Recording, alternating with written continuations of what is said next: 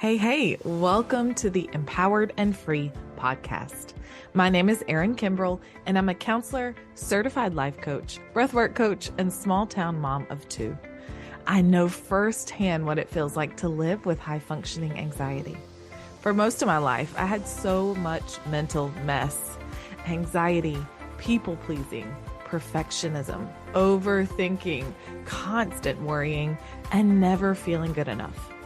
On my decade-long journey to feeling better, I've learned how to take back my life from high-functioning anxiety and helped others to do the same through my coaching and breathwork programs. Now I want to share everything I know with you. This podcast will help you feel empowered over your high-functioning anxiety and free to finally live the life of your dreams.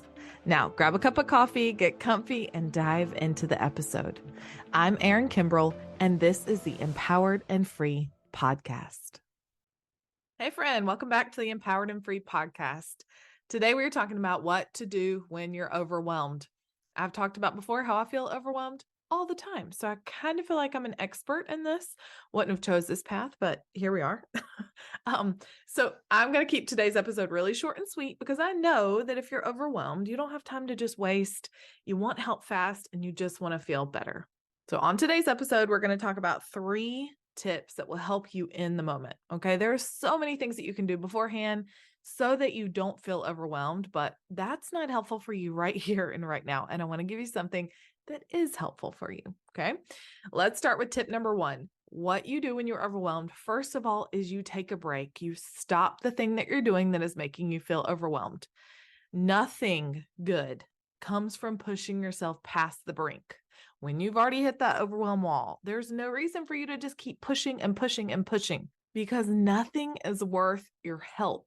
And if you're overwhelmed, your body is sending you signals of like, hey, this is too much. Like, we need to chill out. I say that my body starts glitching out. If you follow me on Instagram stories, you probably see me share something like that before.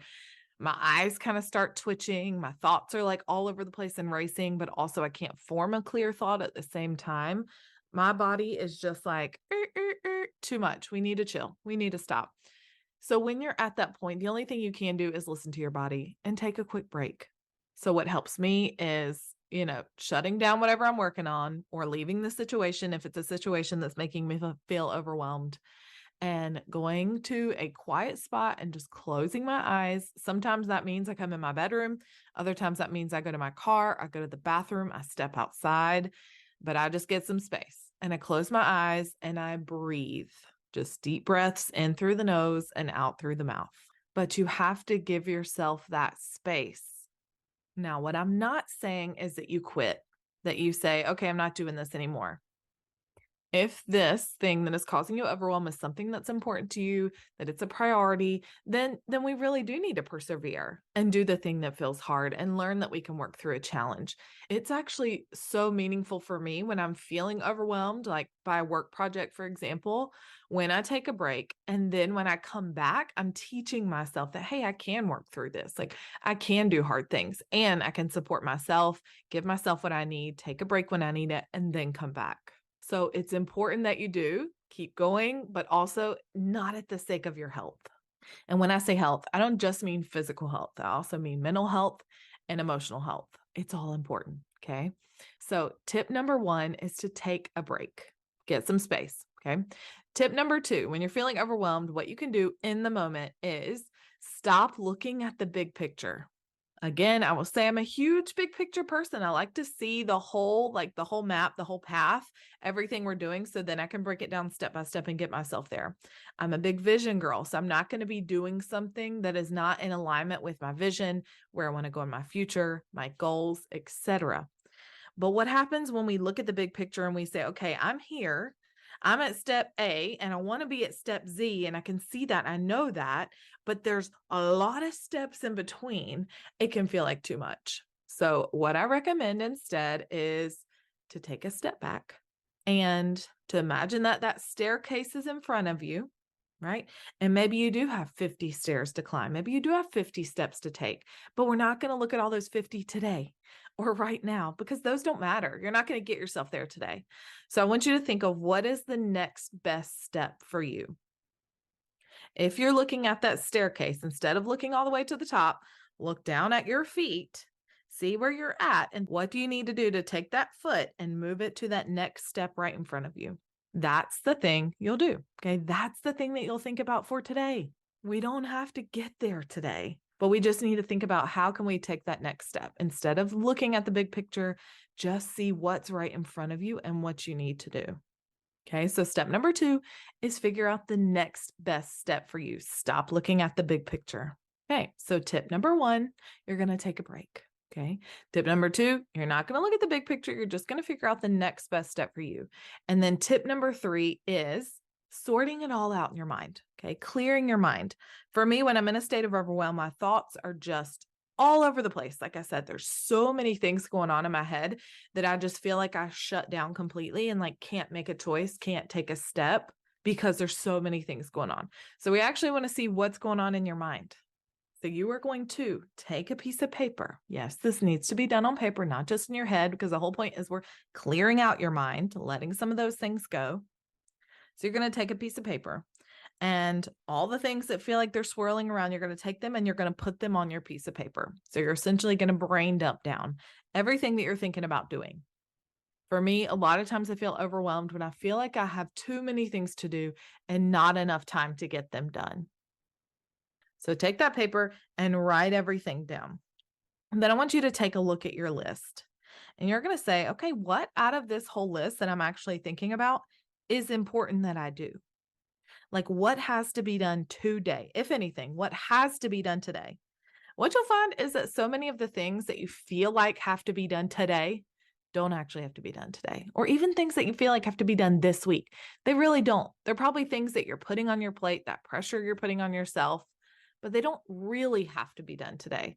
And the whole point is that we're taking off some of that overwhelm. So really look at your list. What really needs to be done today or this week? Those are your priority things. Those are really important. Then you're going to see on that list what actually doesn't have to be done anytime soon. Maybe it's the thing you're thinking about that's kind of running that script in your mind, but it's not a thing that's actually important, that has any value, that has to be done urgently. That thing can wait. So I put that on the wait list. Okay. Then we're going to see what could be done by someone else. I know that so many of us feel like we have to do everything because we do it the right way, or some of us struggle with letting go of control, right? We do it the right way, or we don't want to burden somebody else by giving it to them and having them do it. Or we don't feel like people are capable, but really, have we even given them a chance to figure it out? So what is on your list that could be done by something else? This changed so much for me, like in my household specifically. A lot of the things that felt overwhelming to me were like household tasks. So they could be chores, laundry, dishes, cooking, cleaning, packing, organizing, whatever, right? So many things like that were on my mind, and I felt like I had to be the one to do them. And when I learned that I actually didn't have to be the one to do them, that there were 3 other very capable people in this house that could help out, and started delegating, started asking for help, that was huge for me. That made such a big change in the way that I was feeling. So if there are things that you can give to other people, I encourage you to do that. It's not all about you having to do everything all the time.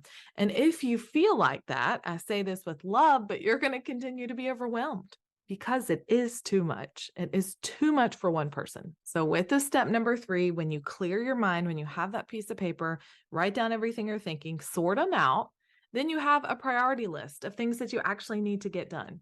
You have a list of things that you can give to other people, and then you have a list of things that can wait. For me, this has like such a calming effect because my brain actually feels clear. I can think through, what do I need to do? What is that next step I need to take? Which of these things are priorities for me? And then I can actually do the thing. Okay. So I hope those 3 quick tips were helpful. This is exactly what I do when I'm feeling overwhelmed. And I know it helps because, like I said, I feel overwhelmed very often. Okay. So let's review. Tip number 1 is you're going to take a break. Okay. You're going to give yourself some space, close your eyes, take some breaths. Tip number 2 is you're going to stop looking at the big picture. You're just going to figure out the next best step for you. And then step number 3 is you're going to clear your mind. You're going to actually throw out on paper what you're thinking about and figure out what you need to do next. The last thing I'll say before I wrap up is that a lot of times our overwhelm is hand in hand with our anxiety. They're kind of like tied together. So if that's you, if you feel like your overwhelm creates more anxiety for you, or your anxiety creates more feelings of overwhelm, or you don't even know like where they separate because they feel so one and the same, and you want to take a very simple next step in healing your anxiety, then definitely check out, I have a free guide called 5 Steps to Anxiety Relief that teaches you exactly that. Really simple steps, just like I laid out for you here, 3 steps for overwhelm. We're going to talk about 5 steps for anxiety relief. So if that will be helpful to you, check out the link in the description. It is the very top link there. You can click on that and get your hands on that free guide sent straight to your email right away so that you can get started. Okay. Hope this was helpful. Thanks so much for tuning in, and I'll see you on the next episode. Bye, guys. Hey, thank you so much for hanging out with me today. You don't know how much it means to me. If you'd like more behind the scenes content, inspiration, and daily reminders that encourage and uplift you, follow me on Instagram at Hey Erin Kimbrell and send me a DM to say hey. If any of the episodes have been super helpful for you, please consider leaving me a review on Apple Podcast, Spotify, or wherever you like to listen. It helps me so incredibly much, and it allows the podcast to be seen by other people who need it. If you want to learn more from me, head to erinkimbrell.com. That's where you'll find all my free resources, read the podcast show notes, and learn more information about my online coaching and breathwork programs that help you create the life you want. If you want to keep the conversation going from today's episode, join us in our exclusive podcast Facebook community, Empowered and Free, Help for High Functioning Anxiety. I'm here for you, and I'm always cheering you on. I'll see you next time. I'm Erin Kimbrell, and this is the Empowered and Free podcast.